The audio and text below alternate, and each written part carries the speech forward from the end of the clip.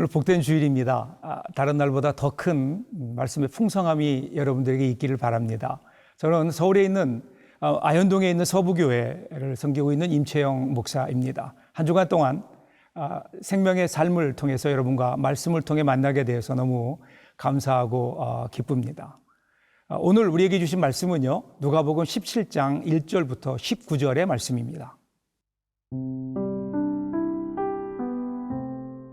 누가복음 17장 1절에서 19절 말씀입니다. 예수께서 제자들에게 이르시되 실족하게 하는 것이 없을 수는 없으나 그렇게 하게 하는 자에게는 화로다.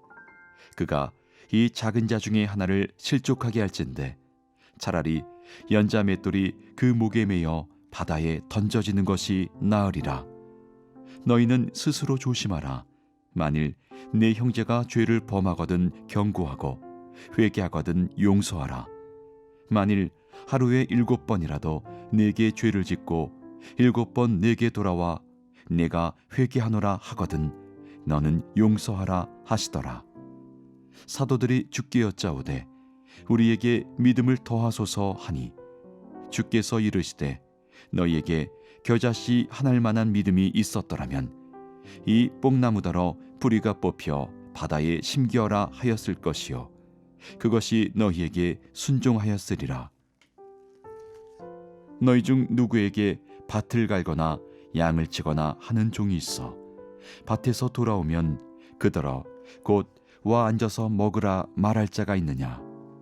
도리어 그더러 내 먹을 것을 준비하고 띠를 띠고 내가 먹고 마시는 동안에 수종 들고 너는 그 후에 먹고 마시라 하지 않겠느냐? 명한 대로 하였다고 종에게 감사하겠느냐? 이와 같이 너희도 명령 받은 것을 다 행한 후에 이르기를 우리는 무익한 종이라 우리가 하여야 할 일을 한 것뿐이라 할지니라. 예수께서 예루살렘으로 가실 때에 사마리아와 갈릴리 사이로 지나가시다가 한 마을에 들어가시니 나병 환자 10명이 예수를 만나 멀리 서서 소리를 높여 이르되 예수 선생님이여 우리를 불쌍히 여기소서 하거늘 보시고 이르시되 가서 제사장들에게 너희 몸을 보이라 하셨더니 그들이 가다가 깨끗함을 받은지라. 그 중에 한 사람이 자기가 나은 것을 보고 큰 소리로 하나님께 영광을 돌리며 돌아와 예수의 발 아래 엎드려 감사하니 그는 사마리아 사람이라. 예수께서 대답하여 이르시되 10사람이 다 깨끗함을 받지 아니하였느냐? 그 9은 어디 있느냐? 이 이방인 외에는 하나님께 영광을 돌리러 돌아온 자가 없느냐 하시고 그에게 이르시되 일어나 가라. 네 믿음이 너를 구원하였느니라 하시더라. 한 스승, 그러니까 예수 그리스도와 같은 분 밑에도요, 유다 같은 인물이 있는가 하면 베드로 같은 제자도 있습니다. 이것을 보면 스승이 중요하기도 하지만 그만큼 제자도 중요합니다. 그래서 위대한 스승을 찾기 전에 나는 진정한 제자가 되기 위해서 어떤 준비를 하고 있나 하는 물음이 있어야 되죠. 그리고 그것에 대한 답을 얻기 위한 또 노력도 있어야 됩니다. 오늘 본문도 이 제자도에 관하여 말씀하고 있죠. 먼저 1절을 보겠습니다. 예수께서 제자들에게 이르시되 실족하게 하는 것이 없을 수는 없으나 그렇게 하게 하는 자에게는 화로다. 자, 예수님께서 먼저 제자들에게 실족하게 하는 것이 없을 수는 없지만 이렇게 말씀하시죠. 여기서 실족하게 하다, 이 말은 걸려 넘어지게 하다 혹은 죄를 짓게 하다라는 의미를 가지고 있습니다. 실족하게 해서는 안 되지만 이 세상에 이미 죄가 만연해 있고 그리고 인간은 근본적으로 죄인이며 연약하기에 여기에서 자유로울 수 없다는 거죠. 그럼에도 주님께서는 실족하게 하는 자에게는 화가 있다라고 말씀하십니다. 그리고 2절에서 좀 더 구체적으로 설명하시죠. 그가 이 작은 자 중에 하나를 실족하게 할진대 차라리 연자 맷돌이 그 목에 매여 바다에 던져지는 것이 나으니라. 이 말씀은요, 어떻게 해석하느냐에 따라 그 의미가 달라집니다. 연자 맷돌을 그 목에 매여, 여기에서 그 목이 누구의 목일까요? 실족하게 된 작은 자라고 나오죠. 그 사람일까요? 아니면 실족하게 만든 사람일까요? 새 번역을 보면 보다 명확하게 번역되어 있어요.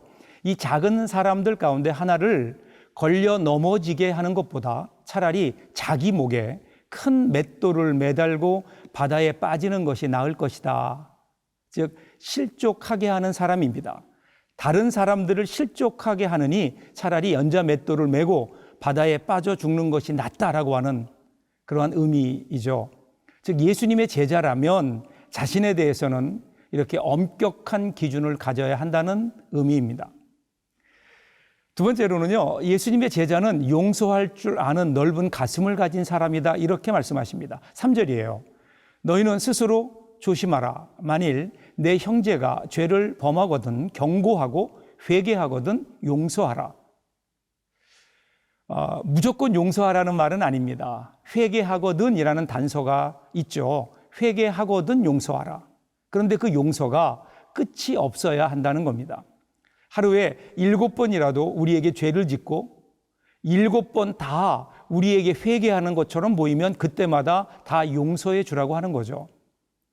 그 예수님의 제자는 자신의 행동에 대해서도 늘 엄격한 기준을 가지면서도 다른 사람들에게는 늘 용서의 여유를 가진 사람들입니다.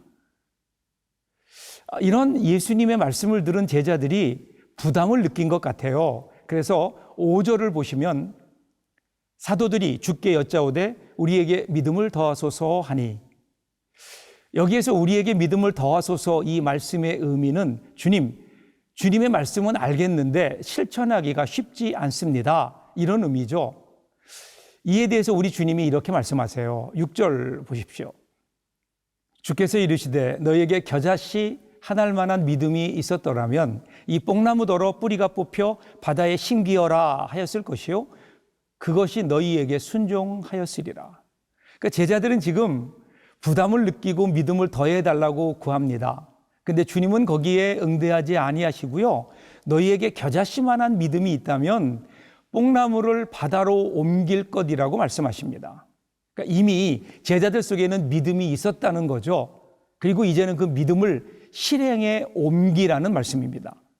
그 믿음으로 행할 때 이런 기적을 경험하게 될 것이다. 이것이 주님의 말씀입니다. 그리고 이 믿음은요, 다음의 사건으로 이어지게 됩니다.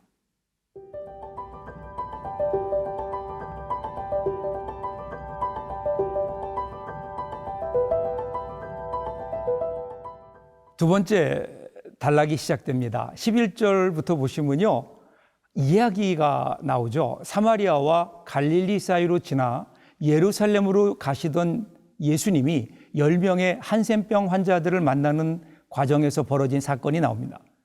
한센병, 이것은 악성 피부병이고요, 전염될 수도 있기 때문에 늘 다른 사람들과는 격리되어 살 수밖에 없었죠. 그래서 14절을 보세요. 보시고 이르시되 가서 제사장들에게 너희 몸을 보이라 하셨더니 그들이 가다가 깨끗함을 받은지라. 자, 여기 가서 제사장들에게 너희 몸을 보여라. 사실 예수님의 이 말씀은 쉽게 납득되지 않는 말씀입니다. 왜냐하면 먼저 병을 고쳐주신 다음에 병이 난 것을 보고 그 다음에 제사장에 가서 확인받는 거거든요. 그런데 예수님께서는요, 환자들을 고쳐주시지도 않고 그저 가서 제사장들에게 너희 몸을 보여라 이렇게 말씀하셨습니다. 그리고 놀라운 것은 그 사람들이요, 예수님 말씀대로 제사장에게 갔고요, 가다가 병이 치유된 것을 발견하게 됩니다. 이것이 주님의 역사의 방법입니다. 주님의 말씀을 따라 행하니까 그 행함이 나온 결과라는 거죠. 말씀 따라 가보니까 아는 것이지 알고 가는 길이 아닙니다. 여러분 기억하세요. 믿음은요, 결과가 아니라 결과를 만들어내는 과정입니다. 믿음이란 주님의 말씀을 듣는 것으로 시작하지만 그 말씀을 실천함으로 완성됩니다. 문제는요, 그 다음입니다. 15절부터 보면 깨끗함을 입었던 한센병자 중에 10사람이었거든요. 그런데 오직 한 사람만 예수님께 다시 돌아옵니다. 그리고 예수님 발 아래 엎드려 감사를 드리죠. 17절을 보세요. 예수께서 대답하여 이르시되 10사람이 다 깨끗함을 받지 아니하였느냐? 그 9은 어디에 있느냐? 믿음은 언제나 여러분 감사로 이어집니다. 하나님의 은혜에 대한 감사. 그래서 예배는 믿음의 응답이죠. 나머지 9명에게도 아마 감사의 마음은 있었을 겁니다. 그리고 언젠가는 그분을 뵈러 가야지, 감사해야지 생각했을 겁니다. 근데 오늘의 감사를 내일로 미루었어요. 근데 그중 이 한 사람만은 그것을 미래로 둘 수 없는 일이라고 생각하고 곧장 예수님께 달려온 겁니다.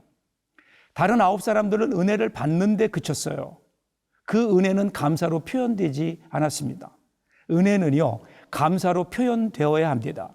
그래야 그것이 더 큰 은혜가 되어서 우리에게 돌아오지요. 하나님의 은혜를 감사로 표현하는 것, 이것을 예수님은 믿음 그렇게 말씀하세요. 그래서 18절, 19절 보세요. 이 이방인 외에는 하나님께 영광을 돌리러 온 자가 없느냐 하시고 그에게 이르시되 일어나 가라 너의 믿음이 너를 구원하였느니라 하시더라. 예수님께서 너의 믿음이 너를 구원하였느니라 이렇게 말씀하세요. 결국 나머지 9명은 병든 몸에서 깨끗함을 얻었지만 영혼은 여전히 죄와 허물로 죽은 그 상태 그대로였다는 겁니다. 깨끗해진 육체는 언젠가는 죽게 되지요. 그리고 죽게 되면 그 영혼은 영원한 심판을 당하게 되어 있습니다. 하지만 이 이방인의 영혼은 하나님의 은혜를 통해서 구원을 얻게 됩니다. 단지 육체의 질병만 해결한 것이 아니라 영원한 생명을 얻게 된 거죠. 이 감사의 영성이 그로 하여금 더 큰 기적의 영혼의 구원을 가져다 준 거죠. 그래서 옛날 우리 신앙의 선배들이죠. 청교도들은 늘 이렇게 고백했다고 합니다. 촛불을 보며 감사하는 사람들에게 하나님은 별빛을 주시고 별빛을 보고 감사하는 이들에게 달빛을 주시고 달빛을 보고 감사하는 이들에게 태양빛을 주시고 태양으로 인하여 감사하는 이들에게는 태양빛도 필요 없는 천국을 주신다고. 오늘 이렇게 행동함으로 하나님의 은혜를 감사로 표현하며 사시는 여러분들 되시기를 바랍니다.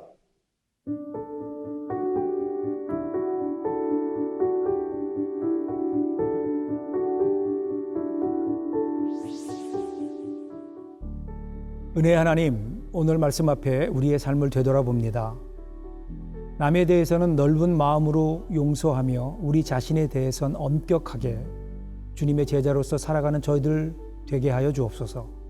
못한다고 물러서지 않게 하시고 믿음으로 실천함으로 우리의 삶에서 기적을 이루며 살아가는 주님의 제자들이 되기를 원하며 예수님 이름으로 기도드립니다. 아멘.